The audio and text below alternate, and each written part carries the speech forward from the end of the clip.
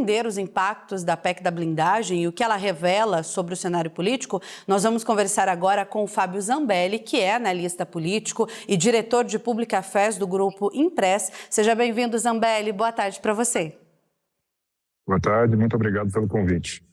Zambelli, já te pergunto, na prática, quais mudanças a PEC traz em relação às regras atuais para os deputados e também para os senadores?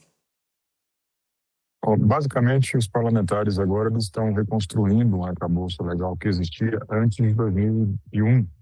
A Constituição de 88 ela trouxe esse instrumento da imunidade parlamentar como um mecanismo de defesa do parlamento contra eventuais perseguições, eventuais embates com outras esferas de poder, até para zelar ali pelo equilíbrio entre os três poderes em Brasília. O que acontece é que, em 2021, porque o Congresso vinha sendo alvejado por vários escândalos de corrupção, sobretudo que envolviam naquela época emendas parlamentares, inclusive, investigações que geraram CPIs e uma série de outros desdobramentos, por uma decisão para melhorar um pouco a sua imagem perante o eleitorado, o Congresso resolveu restringir ali aquelas limitações que havia para se processar um parlamentar. O que esse Congresso Nacional, sobretudo a Câmara dos Deputados, está discutindo agora é retornar ao parâmetro pré-2001, que garante uma blindagem maior para os parlamentares em relação a investigações que sejam abertas pelo Judiciário e mais, criam ali de novo a figura do voto secreto, que seria um outro instrumento para proteger os parlamentares que eventualmente forem votar a favor ou contra um processo de investigação que seja aberto contra algum dos seus colegas. Então, nós estamos devolvendo a Câmara dos Deputados para uma situação em que o deputado tinha assim, uma série de prerrogativas legais que o impediam que ele fosse processado, que ele seja processado de forma objetiva pelo Judiciário. Cria, assim, uma camada de proteção adicional para esses deputados no momento em que a Câmara quer dar uma resposta ao Supremo Tribunal Federal, que na avaliação de muitos parlamentares existe hoje uma invasão de atribuições do Supremo Tribunal Federal sobre o papel legislativo do deputado. Fábio, boa tarde. E na sua avaliação, como que essa PEC da blindagem, ela deixa a relação, principalmente, entre o Poder Judiciário e o Legislativo?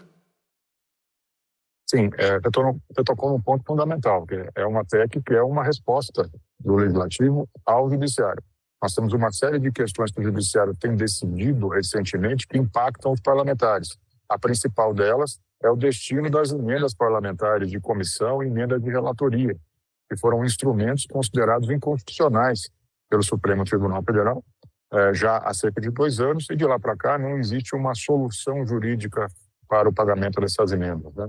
Com essa medida em que os parlamentares voltam a exigir uma aprovação dos seus pares para qualquer tipo de ação penal contra eles estão também se protegendo contra eventuais investigações do Supremo Tribunal Federal que venham a atingir as bases eleitorais e o próprio interesse desse parlamentar. Então, no fundo, existe sim um plano aí de uma abordagem de enfrentamento dos poderes e um instrumento de resposta do Congresso Nacional ao Poder Judiciário, sobretudo ao Supremo, que tem sido uma corte cada vez mais política, como é de sua natureza, mas cada vez mais politizada em suas pautas. Isso também toda ação gera uma reação. Essa é uma reação dos parlamentares. Fábio, boa tarde para você. Nos ajuda muito a entender esse jogo político que acontece no Congresso Nacional. E dentro desse jogo, eu queria perguntar para você, o placar da votação dessa PEC da blindagem, que lá os deputados chamam de PEC das prerrogativas, mas é PEC da blindagem, teve o apoio da base do governo. O governo acabou liberando os partidos, né? Então, partidos de esquerda, PT, PSB, que apoiam o governo Lula, alguns votaram a favor dessa PEC. O que isso mostra desses interesses políticos que estão em jogo lá em Brasília? Importante a sua pergunta, Eduardo, porque esse placar, né, e essa convergência que o tema gera no Congresso mostra que o espírito corporativo, enfim, o espírito de defesa da corporação, ele prevalece, inclusive, diante da pressão da opinião pública, né? Porque essa PEC da blindagem, ela foi fortemente rejeitada pela opinião pública, em pesquisas que foram divulgadas.